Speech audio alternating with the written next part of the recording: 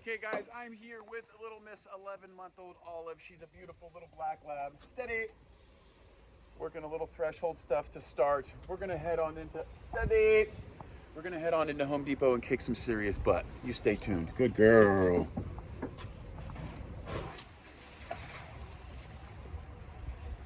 Good girl. Want another piece of food? Good. All right. New environment. Okay. Young dog. Hasn't been here before. Dog does have a problem with picking everything up. All right. That was one of the complaints. But in this particular instance, I am going to allow curiosity. I'm going to allow this animal to use her nose. Why? Why, class? Let me know in the comments right now if you know why I do that right off the bat. Eventually, I will require much more just be in a heel position and no allowance of the sniffy McSniffingtons. Okay, but right now, I want this dog to familiarize. She ain't never been in an environment like this. Okay, so the nose is number one for the dog in terms of how they check things out. When they meet another dog, they sniff some ass. Yo, what is this?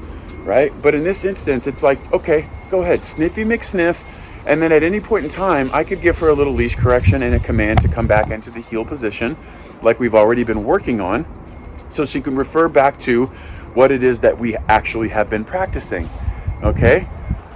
But I'm not going to let her pull me. I'll let her sniff shit, but it's gonna be like kind of like this, you know, like right next to me. I'm not gonna allow like the tension on the leash and then her like get used to dragging me to a space. Like, nah, dog, like I'll let you sniff some shit just as long as you're not pulling on me. And then when I don't want you to sniff anymore, I could go to the leave it, heel, right? Leave the shit, stop sniffing it, come back to the heel position, and then we move on. So I hope you understand the balance there, the fine line. It's not that I never let her sniff and do this and that. I need to let her to do that. She's a young dog. She needs to become acquainted with things in the most healthy way that I know how to do that for a dog. So anyway, moving on. Awesome. So up at the ranch, we've been working on impulse control, introducing her to elevated platforms and things of that nature. So, and that's where we set foundational stuff. So that when we come out to a new environment like this, she could refer to the practice that we put in without a lot of competing motivators going on. So here we're challenging her. We're in a new space. We found this little elevated platform with these pallets here. And not only are we working confidence here, folks, by having her jump up on a thing and have her accomplish this incredible feat, right? But we're also keeping her in place, thus working on her what, folks? Comment below. Impulse control. I'll answer for you because I want her to just be right there. So what I like to do is lots of multiple feeds. And then when I feel like she's done a good job, I'll wait a second. She'll look up and then I'll break her to me. See how that works? Fucking phenomenal, right? I like to go to a nice quiet aisle where there's not a lot going on and start working her obedience commands. Okay, this is sort of like easing her into a situation where there's, you know, more happening, more competing motivators and stuff like that. It's difficult for a dog to go from the environment of which she's taught, like over here at the ranch where I literally teach her with no distractions at all. Okay, she could get it here, but then step into Home Depot where there's a bunch of shit going on and the arousal levels are much higher. It's much more difficult for the animal to comply with what they've already learned. Boom! That was fucking phenomenal. Did you see her self-correct? That was magnificent. I'm obviously tapping my chest because I'm so thrilled. I just love it. And so I give her a little jackpot reward right here, which is just basically a whole handful of her meal, which is what I'm using for her treats, her actual meal.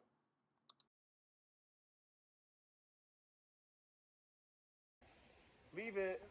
Leave it. Yes, good. That's a good leave it. Good job. So she's obviously curious about people. She has like every other dog, has an association with other human beings of excitement, which is one of the reasons why we don't allow the interaction. Everybody thinks that dogs playing with other dogs is the meaning of socialization when it comes to referencing dogs, but that's precisely what it doesn't mean. That's what it means for us. But when we're talking about socializing a dog, that means we're coming to a place like this and we're teaching them to ignore everything. So would I be socializing this animal if I allowed her to go up to every single thing that she took interest in? No, I wouldn't. I would be playing right into what's making it difficult to handle her. Leave it. So, again, leave it doesn't have to necessarily mean something she's going to freaking go eat or pick up off the ground. Leave it is a command that we literally use for like a multitude of different things, right? Like leave that, leave that, leave that. The dogs are curious, right? And so, you know, there's times where, dude, I'm not going to let you smell, and you need to understand what leave it means. Or I'm not going to let you go to the person. I'm not going to let you go to the thing or this or that and the third. Doesn't matter what it is. Leave it with a little leash correction simultaneously. Leave it. Good. Just like that. All right? Doesn't have to. And you move on. You don't fucking get frustrated or nothing. Like, that's it. Look, right back to where she should be. And then curiosity. Cool. As long as she's looking and not like going towards it, rock and roll. You can do that, baby. I don't care. Look at it all you want. Just don't go try to get it.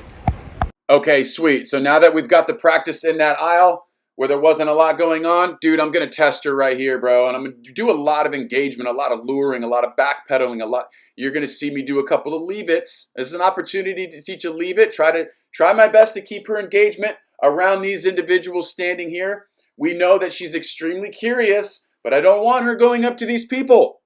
Okay? Backpedaling, engage, engage. Boom. Be the more interesting person. Okay? A lot of people don't engage enough, so the dog's always want to do this and that and the third. Look at this. Here's a little leave it coming up, or she's doing a good job still. Wow. Wow, dude. These guys don't know they're my guinea pigs right now. Good job. Stoked. Heal. And also, here's something I really want you guys to know, since I'm thinking about it as I produce this video, that you should probably like if in the event you learned something, and maybe even subscribe to the channel so you don't miss any future videos. Click that little bell maybe at the bottom right of the screen here, and don't fall in love with just correcting, you know, just blah blah blah. No, dude, like directional changes, engagement, food luring, getting the dog to, hey, leave it, break, yes! You know, so she was distracted by that. I could have been like, leash correction, no. But instead, I just took a step back and I engaged her and I gave her the better option. And also, if a dog doesn't walk well normally and you've taught them to do it, hey, easy, little tiny little bits of that. And then when she's right where she's supposed to be, good dog, so proud, hey, good girl. Like when you tell them good job, they know it and they could feel it. They're creatures of energy. Know that as an absolute truth. So keep your shit together, subscribe to the channel, and get your fucking dogs out here and start going to work. All right? They're not going to socialize themselves. Captain, TFE TV. We'll see you next time. Hey guys, thanks for watching TFE TV. I hope you got something out of this video. That's exactly why I make these videos. I really want to help you become a better dog owner. I want to inform you. I want to educate you. I want to arm you with information so that you can have a better relationship with your dog. And if you made it this far in the video, again, I just want to say thank you for your attention. You could be anywhere, but you're right here with me, and I salute that. Thank you so much. One way that you could help us is by becoming a Team Floppy Ears patron. If you don't know what Patreon is, it's basically just a platform where you could support your favorite creators. It helps me out. It'll help me my production out. I mean, I got this shitty little mic, this shitty little iPhone compared to these other big YouTubers, but nonetheless, we still do work really hard, and we do appreciate you. Patreon.com/Team Floppy Ears. I will link it in the description below, and we will see you at the next video. Captain, out.